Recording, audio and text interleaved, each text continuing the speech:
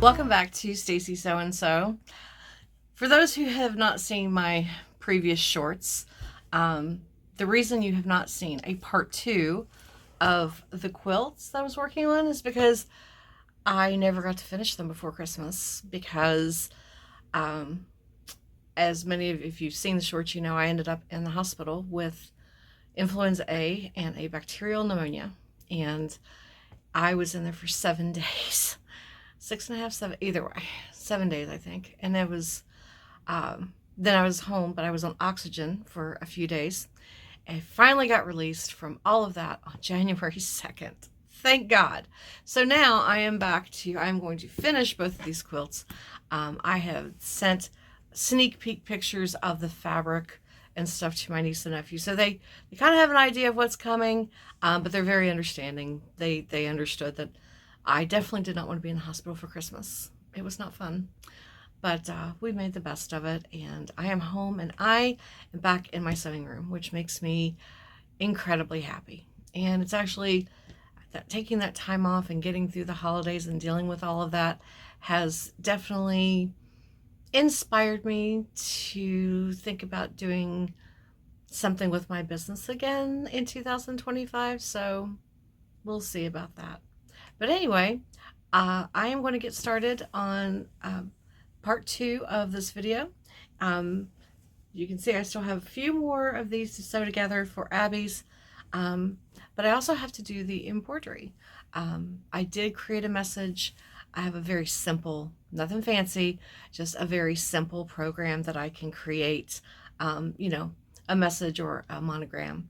And so I need to get that done first. So once I get that done, I'll show you the results, and then we will get to sewing.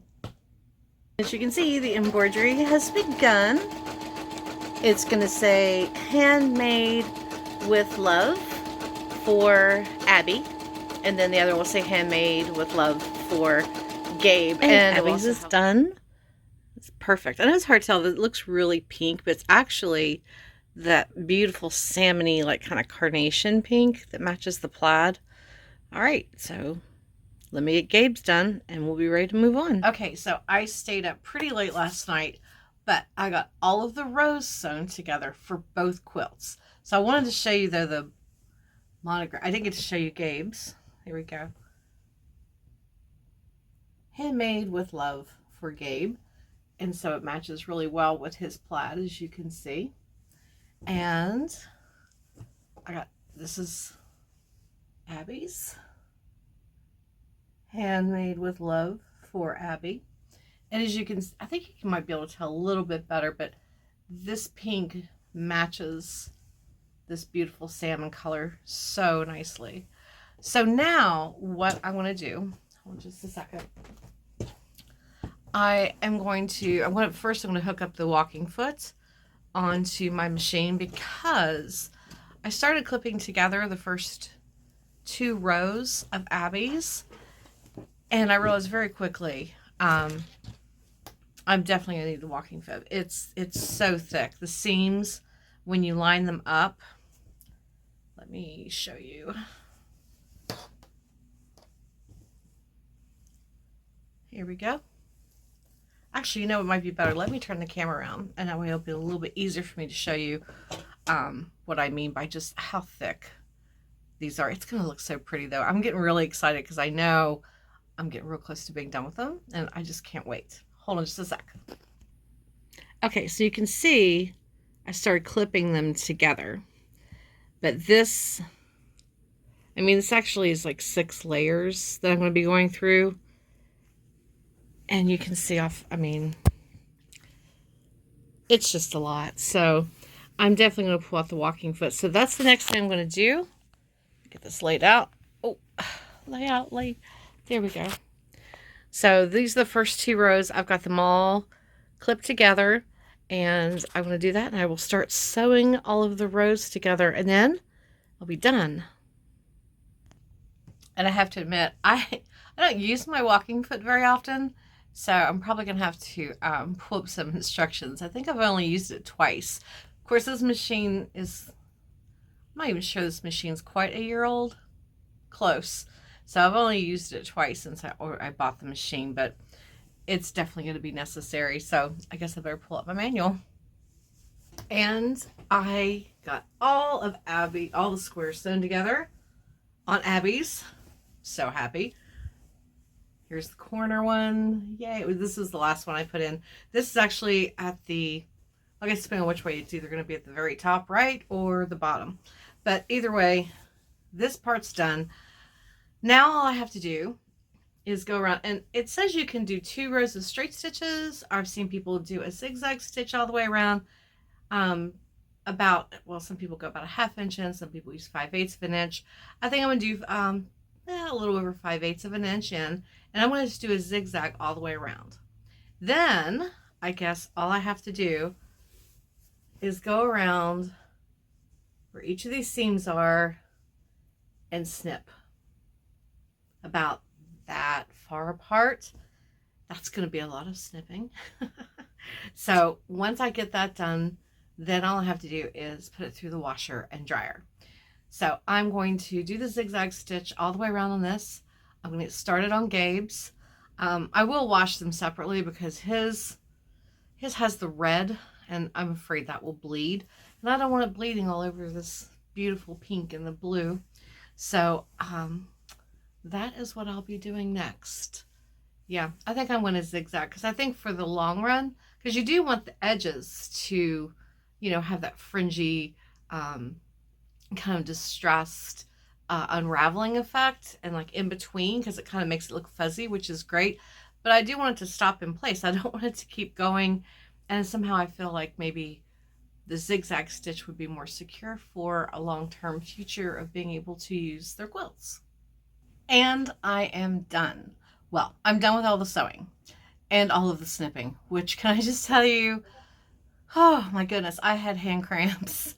I think it took longer to do all of these little snips than it did for me to sew these quilts together. But I love the way they turned out. So I'm going to, at the very end, I'll stand up on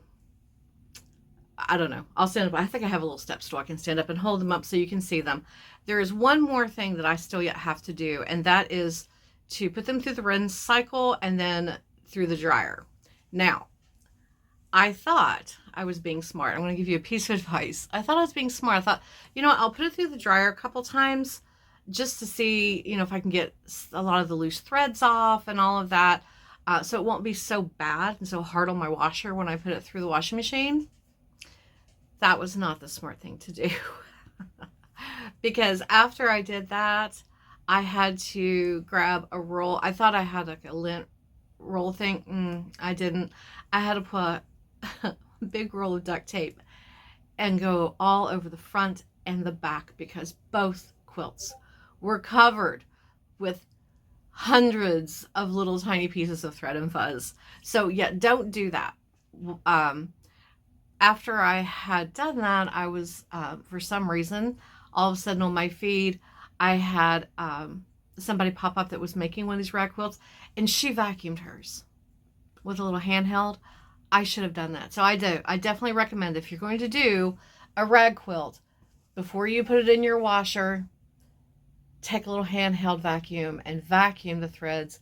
Don't pop it in your dryer thinking that it was a mess, but I got all the actual threads off.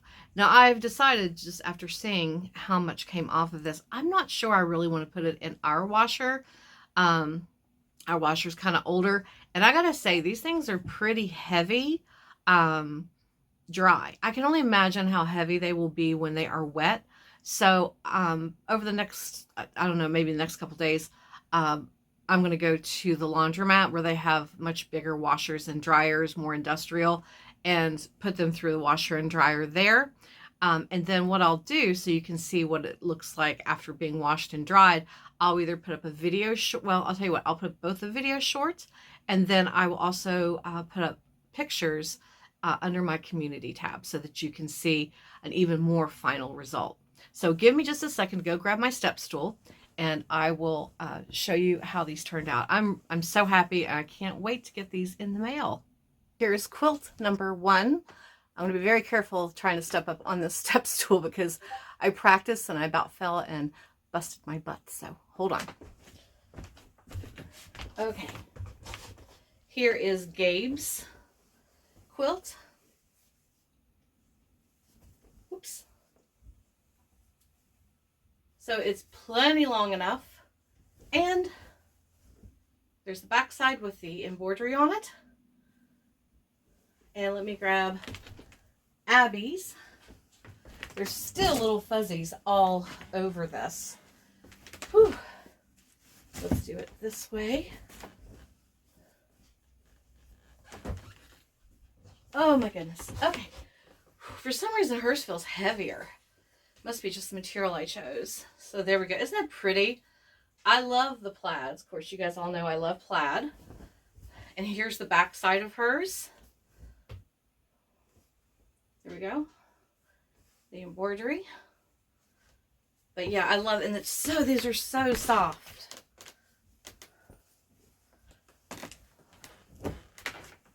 Whew, my goodness. I'm sorry I don't have a bigger space that I could do a much better, much more fancy reveal, but you know, you work with the space that you have. Now, one thing I did notice, there's still little fuzzies on here from what I did with the dryer. I thought I got them all last night, but I'm sure they'll go away once I put them through. They said just put it through a rinse cycle and then the dryer. So that's what I'm going to do. And fingers crossed, I don't have to pull out a lint roller and pull off more lint. But if I do, I do. But I'll tell you, this was a fun project. I really enjoyed making these rag quilts. And I feel like I want to make another one. Only I want to make a bigger one. I was thinking, I love the weight of them. Using the 3 layers of material, especially Abby's. Like I said, I think because all 3 of her layers, her top layer, that top plaid, it's a little bit heavier material. And it's sort of like it's not quite flannel. I think it's considered shirting. I'm not sure. Anyway, I love the weight of it. And I thought, you know, even Gabe's his top is cotton. It still has some nice weight to it. And I thought that would be really nice. I'd like to have one for our bed, which is a queen size. Now it would take me much longer to do it. But the other thing I love to do, and if you've been following me for any amount of time, you know, I love bandanas and I love doing projects with bandanas. And I was thinking it might be fun to do 2 layers of flannel and do the top layer with a bunch of different bandanas on it. So it's something I'm thinking about. And if I end up doing it, I will certainly do some videos about it so you can see. But I think that would look really cool. So we shall see. I don't know. But anyway, I hope you enjoyed this process. If you have any questions, please feel free to put them in the comments. I'll answer them as best as I can.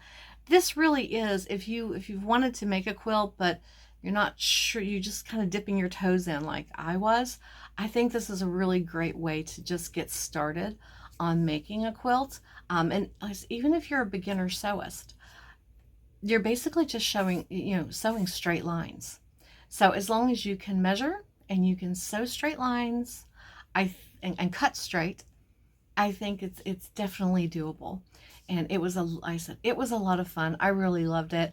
I hope that Gabe and Abby love them. I'm sure they will. These will be great for, you know, when they taking road trips and they want to snuggle down the back seat of the car while they're going, you know, wherever they're going.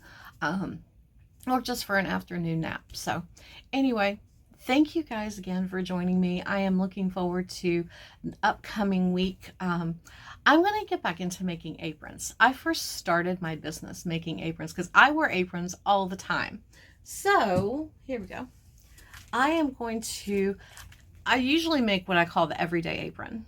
And I like it. It's really nice. But I want to try making one of these. I had ordered this months ago, and I just hadn't made one yet. I think you can still find this pattern on eBay and Amazon. It is Mary Malari's Designs, the crisscross apron pattern. And I like that it's reversible. So that is what I'm going to be working on. I'm going to have to start digging through my fabric because goodness knows I have plenty of fabric to choose from. I do not need to go to the fabric store. So I'm just going to go dig through my fabric and find it. It takes two yards, so 1 yard of each fabric. So we'll give it a try and see what we think. So I will see you guys next week for a long video. Of course, you'll see some short videos between now and then. I hope everyone has a fabulous week, and I will see you again soon. And as always, happy sewing.